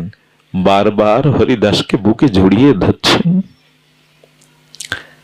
হরিদাসের দেহ প্রাকৃত দেহ নয়। নাম নিতে নিতে মহাপ্রভুর কৃপায় চিন্ময় দেহকে বারবার জড়িয়ে ধরছেন। আর কি বলছেন জানেন? হরিদাস, সারাটি জীবন আমি তোমাকে ধরতে গেছি, স্পর্শ করতে গেছি, তুমি পামর ভেবে, অধম ভেবে, অস্পৃশ্য ভেবে আমাকে তুমি কখনো বুকে জড়িয়ে ধরতে দাওনি। হরিদাস, আজকে বাধা দেবে না? আজকে নিষেধ করবে না তুমি? শোনো হরিদাস, আজ তোমার ইচ্ছা পূরণের দিন শুধু নয়, আজ আমার ইচ্ছাও পূরণের দিন। আমি এই তোমায় বুকে নিয়েছি হরিদাস। কাকে ভালোবাসতে হয়? ভগবানকে ভালো না বাসলে বড় ভুল হয়ে যাবে গো। এই দেখো ভক্তের ভগবান হরিদাসের তনুপ্রভু কোলেতে উঠাইয়া, কেন তুলবে না হরিদাসকে? মহাপ্রভু যখন সন্ন্যাস নিয়ে নিত্যানন্দ প্রভু অদ্বৈত ঘরে এনেছিলেন, সেই কটা দিন প্রভু কাটিয়ে মাকে দর্শন দিয়ে নবদ্বীপবাসীদের বিরহ শোক তাপকে প্রশমিত করে প্রভু যখন আবার লীলাচলের পথে যাবেন, তখন হরিদাস সবার পিছনে এসে দাঁড়িয়েছে। হরিদাস মহাপ্রভু সামনে যেতেন না। যিনি ব্রহ্মা, যিনি নিত্য নিরন্তর নিষ্ঠার সহিত 3 লক্ষ নাম করেন, তিনি নিজেকে এতটা অযোগ্য, স্বাভাবিক দৈন্য এমন ছিল যে প্রভুর সামনে কোনোদিন দাঁড়াতেন না, পেছনে দাঁড়িয়ে আছে। পেছনে দাঁড়িয়ে কি বলেছিলেন সেই মর্মভেদী হরিদাসের নিবেদন শুনুন। হরিদাস নিবেদন করছে, লীলা চলে চলিলে তুমি মোর কোন গতি। আহা, এই হলো ভক্তের দৈন্য। লীলা চলে চলিলে মোর কোন গতি। হরিদাস যেন বললেন, আমি যদি মিন হই, মাছ হই, তুমি তো জল, তোমা ছাড়া তো আমার কোনো গতি নেই। প্রভু তুমি লীলা চলে চললে আমার কি গতি? এই ঠাকুর হরিদাস ছিলেন সিদ্ধ বকুলের তলায় নিত্য নিরন্তর। আচ্ছা, কি মজার ঘটনা দেখুন। নদী চিরকাল সাগরে গিয়ে মেশে, সাগর নদীর কাছে আসতে যাবে কেন? কিন্তু হরিদাস আর মহাপ্রভুর লীলায় বিপরীত। এখানে হরিদাস কখনো গাম্ভীরায় যাননি, হরিদাস কখনো জগন্নাথ মন্দিরে যাননি, নিজেকে অধম মনে করতেন, যোগ্য মনে করতেন না। যবনের ঘরে লালিত পালিত হয়েছি, জগন্নাথ দর্শন আমার, এই জন্য মহাপ্রভু উল্টো স্রোত বইছে। মহাপ্রভু বললেন, হরিদাস তুমি না আসতে পারো, আমি নিত্য তোমার কাছে যাব। হরিদাস তুমি আমার কাছে না আসতে পারো, এই স্থানে রহ করো নাম সংকীর্তন, প্রতিদিন আসি আমি দিব দর্শন, আমি আসব। একটু ভক্তি, একটু নাম নিয়ে থাকুন, আপনাকে ভগবানের পিছনে ছুটতে হবে না, ভগবানই একদিন আপনার কাছে আসবে। মন্দিরের চক্র দেখতেন, আড়াল করে গাছের শাখা পোশাকা গুলো সরিয়ে চক্র দেখে প্রণাম করতেন। হরিদাস ঠাকুরের দন্য নিজে নিজে যেতেন না। মহাপ্রভু তাকে কত বড় উপাধিতে ভূষিত করেছেন দেখুন, এই উপাধি আর কেউ পায়নি। প্রভু কহে, তোমার স্পর্শী পবিত্র হইতে তোমার পবিত্র গুণ নাহিত আমাতে। শ্রীকৃষ্ণ চৈতন্য বলছেন, তোমার মতো পবিত্র গুণ আমাতেও নাই হরিদাস। আর কি বলছেন, ক্ষণে ক্ষণে করো তুমি সর্বতীর্থে স্থান, ক্ষণে ক্ষণে করো তুমি যোগ্যতা অবদান। এই দেখুন হরিনামের মহামহিমা, যিনি নিত্য নিরন্তর হরিনাম করেন তিনি সর্বক্ষণ তীর্থে স্নান করেন, সর্বক্ষণ যোগ্যদান করেন, তার কোনো কিছু বাকি থাকে না। প্রভুই মুখে বললেন, নিরন্তর করো চারি বেদ অধ্যয়ন, দ্বিজন্যাসী হইতে তুমি পরম পাবন। যে হরিনাম আশ্রয় করে সে চারি বেদ অধ্যয়ন করে, সে দ্বিজ ন্যাসী হইতে পরম পাবন। আমি পুরো হরিদাস নির্যান জানাবো না, তবু বলি, এই হরিদাস ঠাকুর তিনি বিদ্ধ হয়েছেন, নাম সংখ্যা ধীরে লয়ে তিনি নাম নিচ্ছেন। ঠিক তার শেষ কোনো নির্জানে, কোনো প্রয়াতবার্ষিকী, হয়তো ভীষ্মের নির্জান, নালে ঠাকুর হরিদাসের মহিমা একটু কীর্তন করতে হয়। হ্যাঁ, হরিদাস ঠাকুর শেষের কটা দিন, অপ্রকাটের আগের কটা দিন প্রসাদ পাচ্ছিলেন না। মহাপ্রভুর অবশিষ্ট অধরামৃত প্রসাদ হরিদাসের জন্য বরাদ্দ ছিল। হরিদাস গোবিন্দ দাসের নেওয়া প্রসাদকে সম্মান জানিয়ে কণা মাত্র মস্তকে জিহ্বায় দিয়ে প্রসাদ ফিরিয়ে দিচ্ছিল। হরিদাস ঠাকুরের এই অবস্থা দেখে গোবিন্দ দাস মহাপ্রভুর একান্ত অঙ্গ সেবক প্রভুকে নিবেদন করলেন, প্রভু তোমার হরিদাস প্রসাদ পাচ্ছে না। মহাপ্রভু ব্যাকুল হয়ে ছুটে এসে বলছেন, হরিদাস তোমার শরীর সুস্থ তো? সারাটা জীবন তুমি পড়ে রয়েছ, তোমার শরীর সুস্থ তো? বলো তো, আমি একটু ঔষধ পত্র কবিরাজের ব্যবস্থা করি। ঠাকুর হেসে বললেন, শরীর সুস্থ মোর, অসুস্থ বুদ্ধি মন। ভগবত ভজন না করলে মন বুদ্ধি অসুস্থ হয়ে যায়। হরিদাস ঠাকুর বললেন, আমার আমার আমার শরীর সুস্থ প্রভু, শরীরকে নিয়ে আমি ভাবি না। এ শরীর চিতায় দিলে এক মুষ্টি ভস্ম হবে, মাটির নিচে দিলে কৃমি কীট হয়ে যাবে, আর শৃগাল কুকুর ফেলে দেওয়া দেহটা খেলে ওদের উদরে মলমূত্র হবে। এ দেহের রোগকে রোগ ভাবে না হরিদাস, ভগবানকে ঠিক ঠিক ভজন না করে পাতাই হলো প্রকৃত ব্যাধি। ভগবানকে ভজন না করাই হলো প্রকৃত মনোরোগ ব্যাধি। আজকের মানুষ মনোরোগে ভুগছে কেন? হৃদয়ে ভক্তি নেই, নাম নেই, হরি কথা হরি নাম যার হৃদয়ে নেই সে তো মানসিক বিকারগ্রস্ত হবে। হরিদাস বললেন, অসুস্থ বুদ্ধিমন। মহাপ্রভু বলছেন, হরিনাম সংখ্যা কম করো, বিদ্ধ হয়েছ। তোমার নামে লক্ষ হীরা উদ্ধার হলো, তোমার নামে মায়া দেবী পর্যন্ত পরাভূত হয়ে তোমার শিষ্যা হলো। হরিদাস সংকল্প করো। হরিদাস চোখের জলে যে নিবেদন করেছিল তা বড় বিস্ময়কর। প্রভু, জীবনে যতটুকু শ্বাস আসে অন্ন না পেলেও বাঁচবো, কারণ নারী মনে হয় বেঁচে থাকে কিছুদিন, অন্ন জল না পেলেও মানুষের নারী। কিন্তু বললেন, নামামৃত বিনে যদি খায় অন্ন পানে, তবু ভক্তের দুর্বল জীবন। এই দেখুন কি পরিভাষা। বললেন, প্রভু অন্ন না পেলেও বাঁচবো, কিন্তু তোমার নাম না নিলে তো বাঁচবো না গৌর হরি। এই জন্য অন্ন নিতে গিয়ে সময়টা ব্যয় হলে আমি সংখ্যা নাম সময় মতো পূর্ণ করতে পারছি না। এই জন্য বললেন, হরিদাস ঠাকুর রাজ শাসকের সামনে, মৃত্যুদণ্ডের সামনে দাঁড়িয়ে ভজন কত দৃঢ়তা। খণ্ড খণ্ড হয় যদি দেহ মন প্রাণ, তবু না বদনে ছাড়িব। পারবো তো আমরা মৃত্যুদণ্ডে রাজ শাসকের সামনে দাঁড়িয়ে কথা বলতে? একটা কথা বলি, যতই দুর্যোগ আসুক, যতই অন্ধকার আসুক, যতই পরিস্থিতি বিরূপ হোক, ভগবানের নাম কেউ ছাড়বেন নাই। নামই রক্ষা করবে, নাম রক্ষা করবে আমাদের, নাম পরিত্যাগ করবেন না।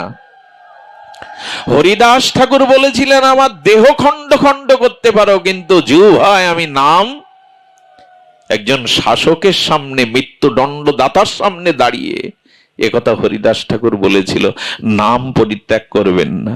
হরিদাস ঠাকুরের বিষণ্ণ বদনে চোখের ভাষা মহাপ্রভু অনুভবে বুঝতে পেরে বলছেন, কিছু বলবে হরিদাস, কিছু বলবে?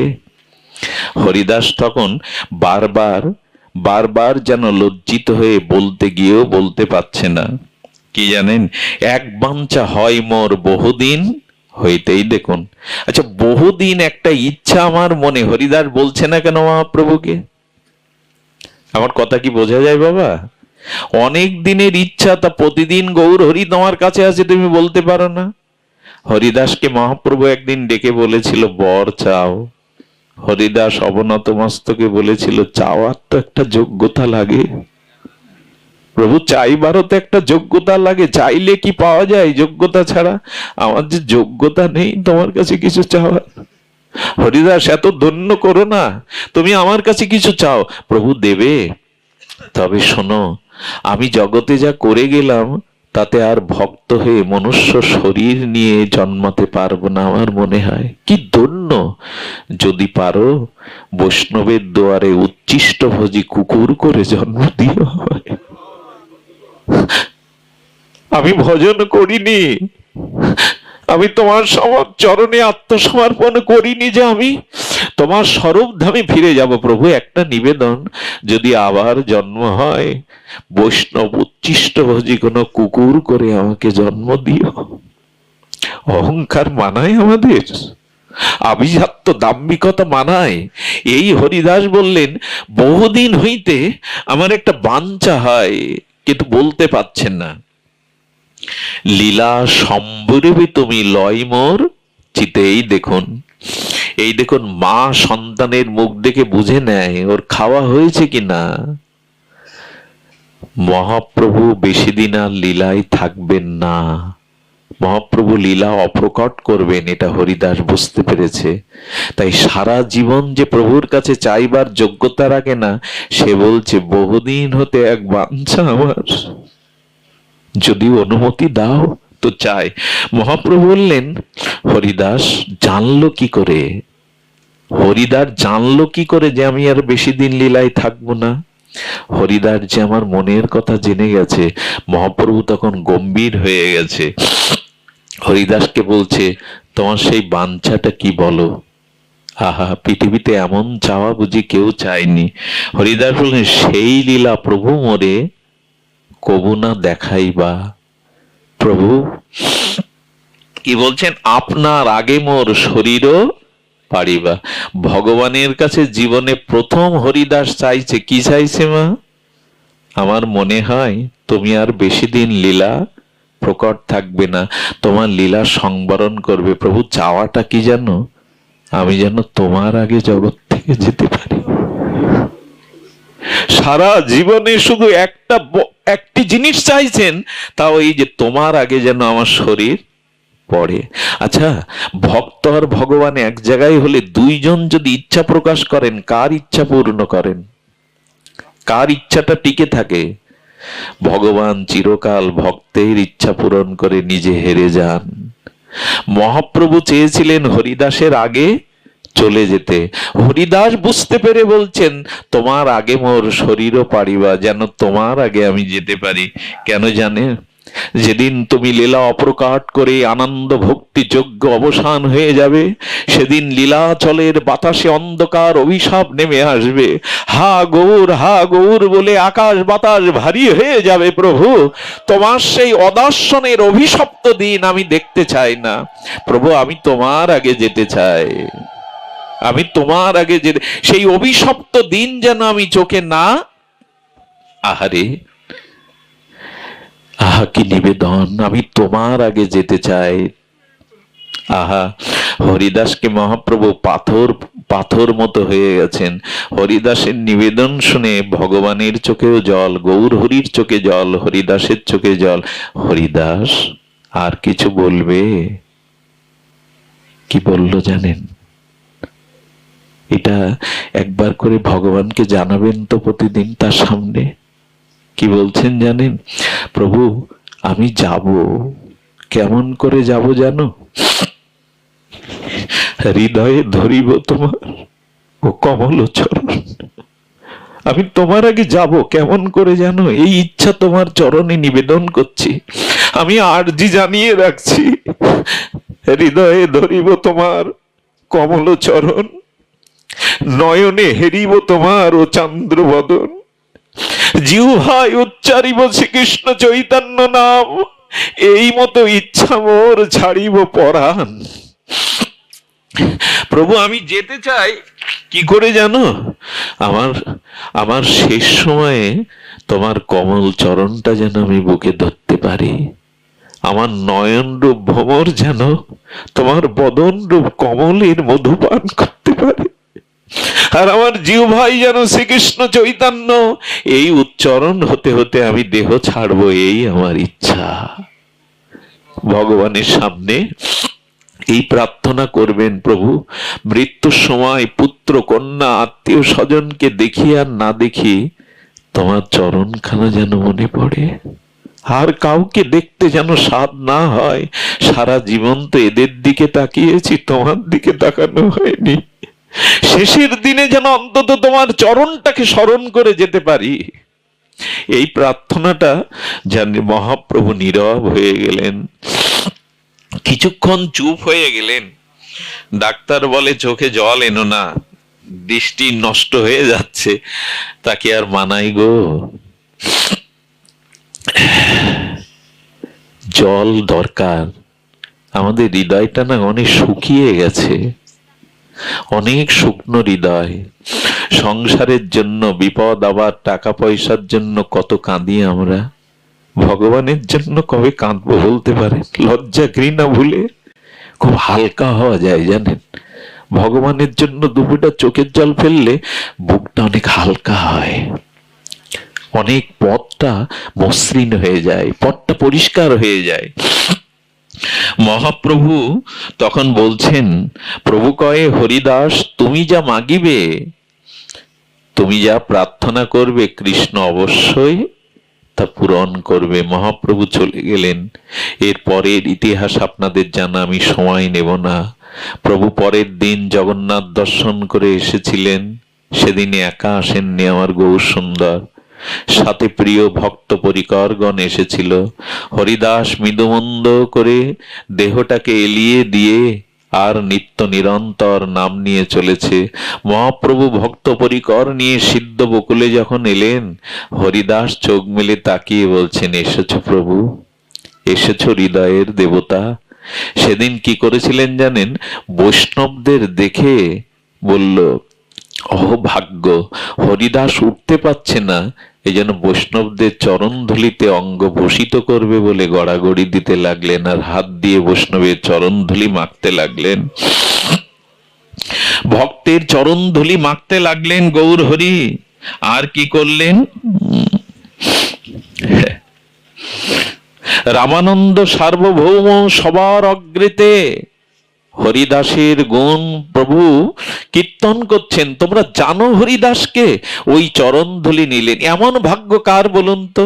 বৈষ্ণবের চরণ রেণু ভূষণ করলেন, তনু ভূষণ করলেন, মস্তকে নিলেন, আর গৌরীর চরণে নিবেদন করলে, একবার দেখাও, একবার তোমার ভুবন ভোলানো সেই নটরাজ শিবা সঙ্গনে তুমি যে কীর্তন শুভ আরম্ভ করেছিলে, সেই নর্তন কীর্তন একবার গৌর হরি দেখাও।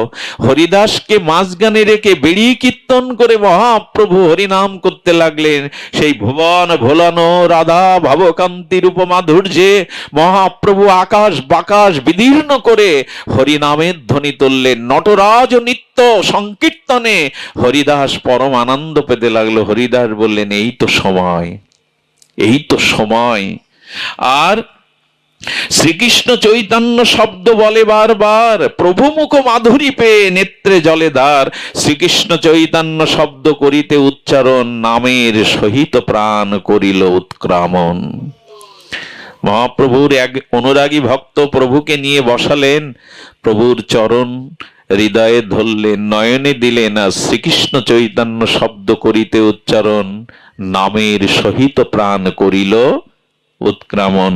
মহাযোগেশ্বরের যেমন স্বাচ্ছন্দ্য মৃত্যু ভীষ্মদেবের, আজ হরিদাসও সেই স্বেচ্ছায় চলে গেলেন।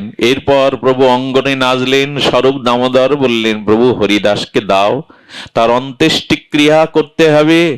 আর সবাই তুলে নিল হরিদাসকে। যখন হরিদাসকে তুলবে, সিদ্ধ বকুল, দুপোটা চোখের জল আর বকুল ফুল হরিদাসের শ্রীঅঙ্গে দিয়ে বললে, ঠাকুর আর তো কেউ আমাকে নাম শোনাবে না, আর তো তোমার মতো 3 লক্ষ নাম কেউ শোনাবে না। এই যাওয়ার বেলায় আমার শ্রদ্ধা নাও। আজ গাছ কাঁদছে, সিদ্ধ বকুল, চোখের জল আর বকুল ফুল দিয়ে দিল। সমুদ্র তীরে হরিদাসের দিব্য দেহখানা রাখলে সমুদ্র যেন হু হু করে, শাসা করে আজ ক্রন্দনে বলছে, ও ঠাকুর তুমি চলে গেলে আমার তীরে কে আর এমন করে নাম শোনাবে। আজ ভক্ত বিরহে সমুদ্র কাঁদছে, সিদ্ধ বকুল কাঁদছে। মহাপ্রভুর চোখে জল এলেন, পুরীর সমুদ্রে স্নান করালেন। স্নান করাতে গিয়ে মহাপ্রভু বললেন, শোনো ভক্তগণ, হরিদাসের পাদদক যে পান করবে তার অচিরেই প্রেম ভক্তি হবে। আজ ভক্তগণ হরিদাসের পাদদাগ পান করলেন। আর সমুদ্রকে মহাপ্রভু বললেন, তুমি তীর্থ ছিলে, আজ হরিদাসের দেহ অভিষেকে তুমি মহাতীর্থ হয়ে গেলে। আজ থেকে তুমি মহাতীর্থ। হরিদাসের দেহটা মুছে জগন্নাথের প্রসাদী পট্ট ডৌরি আর প্রসাদী চন্দন পুষ্পমালায় শোভিত করে বালু সমাধিতে হরিদাসকে শুইয়ে দিয়ে মহাপ্রভু নিজে হাতে বালি দিয়েছিলেন। বালিটা দিতে গিয়ে প্রভুর বুক বড় ব্যথায় ভরেছিল। সারা জীবন তোমাকে কিছু দিতে পারেনি, আজ এই বালু নাও। চোখের জলে যেন অঞ্জলি করে হরিদাস ঠাকুরের সমাধিতে মহাপ্রভু বালি দিলেন। তারে বালু দিয়া উপারে পিণ্ডা বাঁধাইল, চৌদিকে পিণ্ডার মহা আবরণ কইল। তাহা বেড়ি প্রভু করে কীর্তন নর্তন, হরি হরি কোলাহলে ভরিল ভুবন। মহাপ্রভু হরি নামে যেন ভুবন ভরিয়ে দিলেন। এরপর শ্রী গৌরচন্দ্র সিংহদ্বারে আসি প্রভু পশারির ঠায়, আচল পাতিয়া প্রসাদ মাগিল ততায়। হরিদাস ঠাকুরের মহোৎসবতরে প্রসাদ মাগিয়া ভিক্ষা দেহ আপনারে। আজ স্বয়ং ভগবান লক্ষ্মী জনার্দনপতি অন্নপূর্ণা যার চরণ সেবার জন্য ব্যস্ত, সেই হরিদাসের মহোৎসবে ঠাকুর হরিদাস আচল পেতেছেন পাশুরির কাছে। আমার হরিদাসের মহোৎসব ভিক্ষা দাও। স্বয়ং ভগবান আজ ভিক্ষার আচল পেতেছেন। একমাত্র ভক্তের জন্যই ভগবান এটা পারেন। ভক্ত ছাড়া তার এমন তো কেউ আপনায়। সেই ভিক্ষা করতে দেখে আর স্বরূপ দামোদর অনুভবী ভক্তদের বললেন, প্রভুর কাঁধে দিও না, প্রভুর কাঁধে দিও না, আমাদের কাছে দাও। মহাপ্রভু কাশী মিশ্রের আলাই থেকে প্রসাদ এলো, আর জগন্নাথের প্রসাদই এই প্রসাদ মহাপ্রভু ভক্তদের বসালেন, নিজে আসন পেতে দিলেন। এই দেখেন আমার গৌর হরি বৈষ্ণব সেবা নিজে করে দেখাচ্ছেন।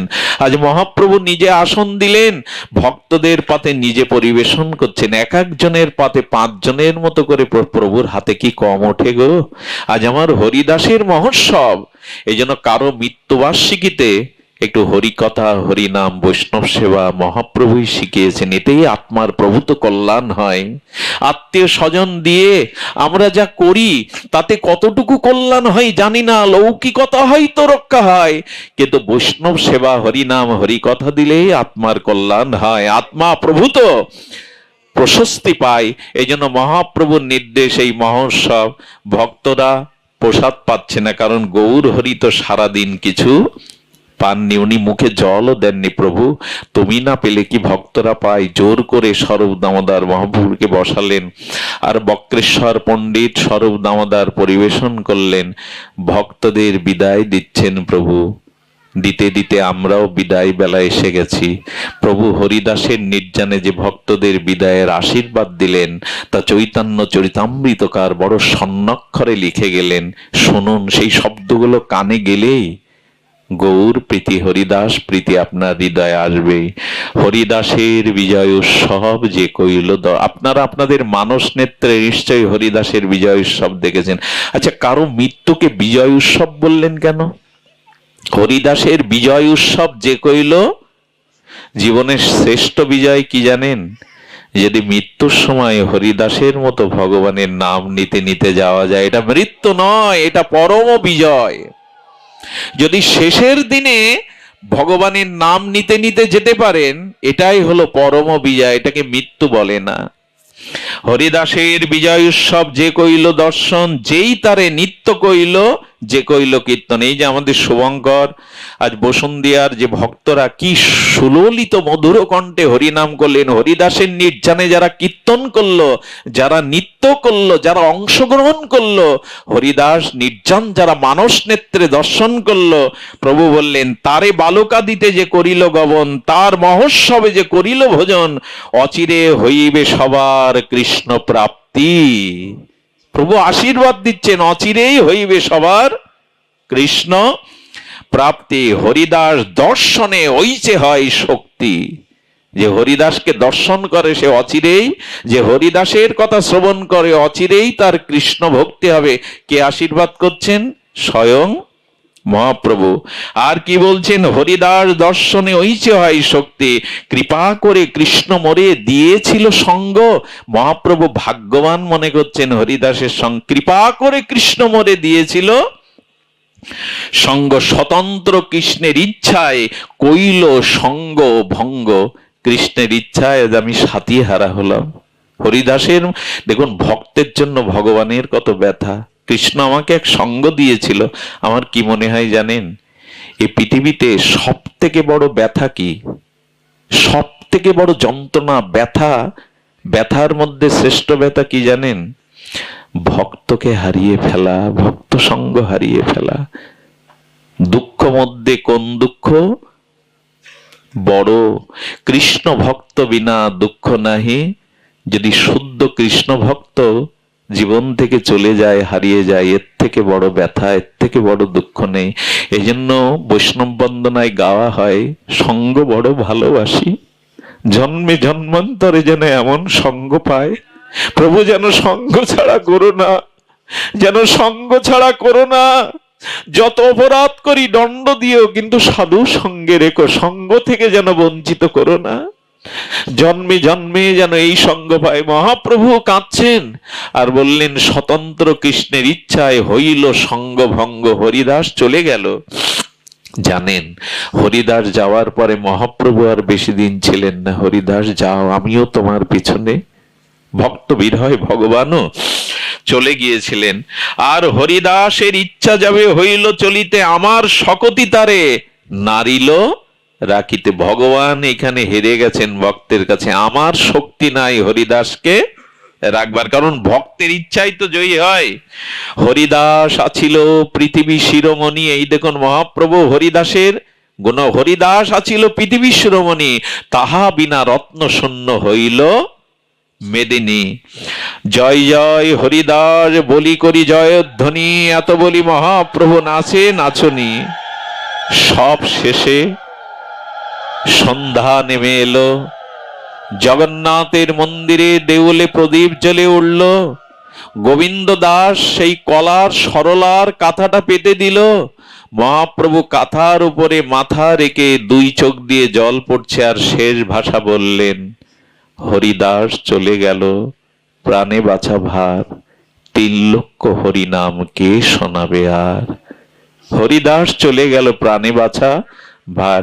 এই হলো ভক্তাধীন ভগবানের ভক্তের প্রতি প্রীতি। আসুন আমরাও হরিনাম আশ্রয় করি, চৈতন্য চন্দ্রের চরণ আশ্রয় করে আমরা নিত্য নিরন্তর ভগবানের নামকে আশ্রয় করি।